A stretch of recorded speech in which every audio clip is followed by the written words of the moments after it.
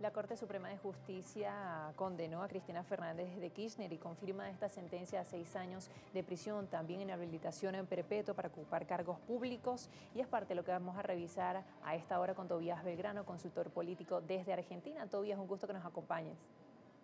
Hola, buenos días. Gracias por invitarme nuevamente.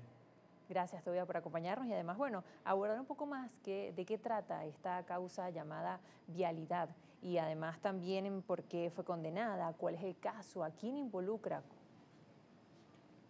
Bueno, esta causa ya lleva bastantes años dando vueltas en los juzgados y ya Cristina Kirchner ha presentado varias apelaciones. La causa vialidad tiene que ver con la entrega de contratos de obra pública de manera indiscriminada a determinados proveedores. En este caso es el acusado es Lázaro Báez, que se los acusa de tener un vínculo directo con Cristina Kirchner y con la familia Kirchner en general, y que se le otorgó de manera adrede obra pública con fines de malversación de fondos. Esa es la acusación que se hace, y la justicia y Cristina Kirchner venía apelando en varias instancias esta causa, alegando que ella no tenía el conocimiento, y de hecho hay muchos que afirman que ese intercambio de mensajes y de contactos entre el mencionado Lázaro Báez, que es este empresario que recibía obra pública sobre todo en la provincia de Santa Cruz, y que en muchos casos o no se terminaba o los contratos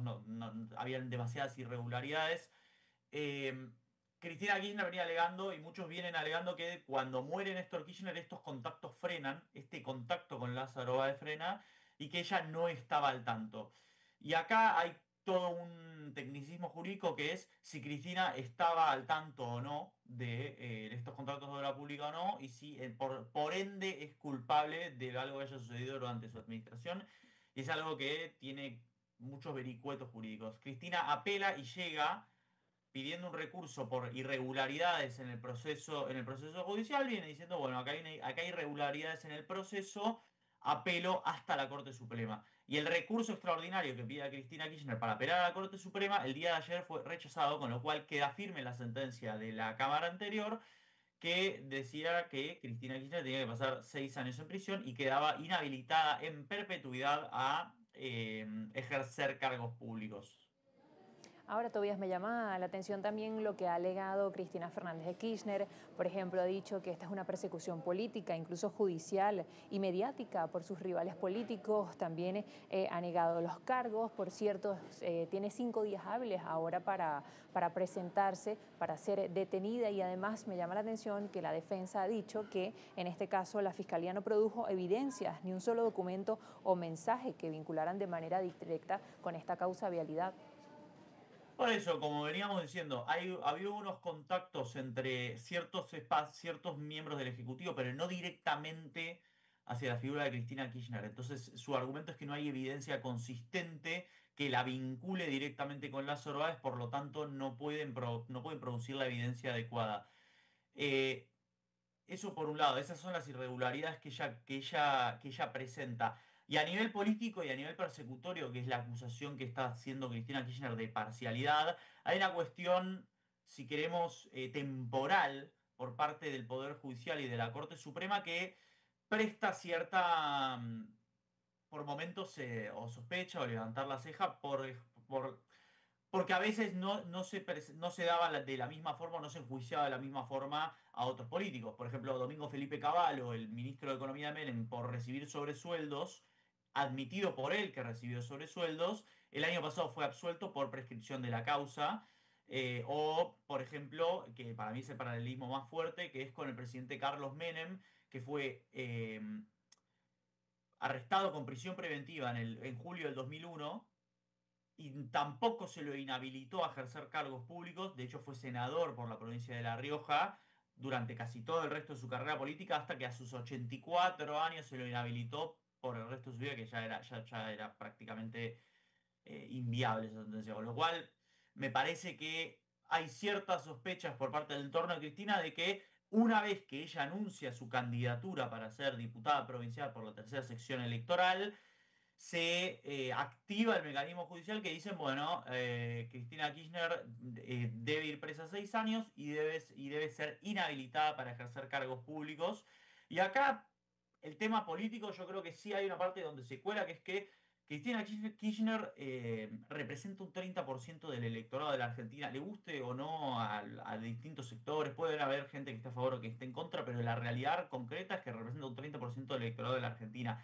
Y sacar de la cancha a un jugador que tiene un 30% del electorado, de vuelta, volviendo al paralelismo de Menem, que fue el último presidente condenado con causas de corrupción, cuando a Menem lo arrestan en el 2001, en junio del 2001, eh, a los 6 meses explota la crisis del 2001 y parte de esa crisis tenía que ver con una falta de representación política o una incapacidad del sistema político de canalizar las demandas, acompañado por una crisis económica. Si el gobierno de Javier Milei, que está en un proceso, en una situación de estabilidad económica, tiene algún sobresalto, un sobresalto político o económico que derive en que el electorado pase de un extremo ultralibertario a otro extremo de izquierda, o sea, que se enoje la opinión pública con el gobierno, no va a tener cauce, no va a tener forma de canalizar esa bronca social. Y el problema, que es lo que pasó en la Argentina en el 2001, es que ese cauce o ese enojo se va a canalizar hacia las instituciones, hacia el sistema político en general, que es la crisis institucional que vivimos en el 2001. Entonces, la Argentina entra a un proceso, si querés, desconocido en ese sentido, porque es la primera vez que se inhabilita políticamente un candidato a ejercer cargos públicos. Entonces, creo que estamos en una senda muy particular y que no está exenta de riesgos, ni institucionales ni políticos, porque como te decía, el sistema político tiene que garantizar representación. Si nadie puede personificar cualquier tipo de oposición al gobierno de Javier Milei con fuerza, me parece que esa canalización puede llegar a ir en contra del sistema. De hecho, por eso muchos ministros del gobierno de Javier Milei están preocupados por la situación social en la calle.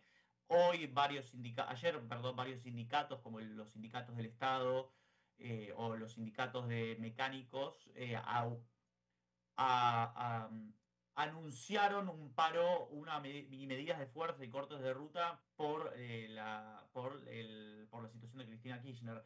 Estudiantes de distintas facultades de la UBA también en rechazo al fallo contra Cristina Kirchner tomaron las facultades. Es decir, entramos en una dinámica muy desconocida en un gobierno que tiene, frente a un gobierno que tiene eh, incapacidad o no incapacidad, sino dificultades para acumular reservas en el Banco Central frente a préstamos con el Fondo Monetario y un dólar que, según varios economistas de distinto color político, está atrasado respecto a, y de hecho, según varios informes del fondo, el dólar está atrasado. Entonces, si esta situación termina en algún tipo de descontento generalizado, puede tener un problema a nivel político general.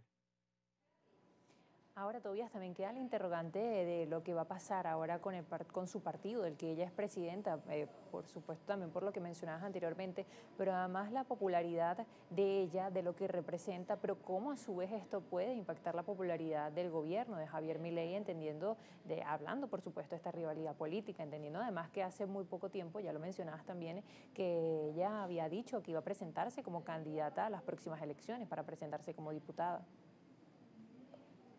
Sí, yo creo que a nivel popularidad el gobierno no lo está explotando tanto como se cree. El presidente Javier Milei hizo un tuit bastante escueto anoche, bastante escueto a lo que tiene acostumbrado a hacer frente a situaciones mucho más leves. O sea, tiende a ser mucho más verborrágico en redes sociales y el día de ayer hizo un tuit diciendo justicia, fin, y después hace una postdata atacando a los periodistas que hablaban de un pacto de impunidad entre el kirchnerismo y el gobierno de Javier Milei. Que dicho sea de paso, el día de ayer muchos diputados y senadores del kirchnerismo empezaron a activar de vuelta el llamado a la hermana del presidente, Karina Milei, que tiene un gran peso político en la estructura del gobierno libertario, a presentar declaraciones respecto a la causa Libra, la causa del criptoescándalo que tuvo el gobierno de Javier Milei a principios de este año. Entonces, puede de vuelta, si hay una escalada y se empieza, nada, de vuelta, la Argentina entra en un territorio desconocido y se pueden escalar las posiciones, la polarización es absoluta y puede ser que consolide mucho al electorado del gobierno de Javier Milei esto, porque hay mucho electorado que votó al PRO en las últimas elecciones de la ciudad de Buenos Aires, entonces mucho de ese electorado puede llegar a votar a Javier Milei por suponer que esto es una gestión movida por el gobierno, pero el gobierno no se hace cargo, no termina de hacerse cargo. Incluso el ministro del Interior, Francos, dijo: es un día muy triste, pero las instituciones funcionan. Es decir, buscar una retórica un poco más institucionalista para no terminar de decir esto es nuestro, esto lo hicimos nosotros, festejamos, a diferencia de otros espacios políticos. Muchísimas gracias, Tobía, por acompañarnos. Bueno, muy atentos a lo que está sucediendo en Argentina. No, muchas gracias a ustedes por invitarme. Tobías Belgrano, consultor político desde Argentina. Hacemos una pausa, ya regresamos con más. @internacionales_GB.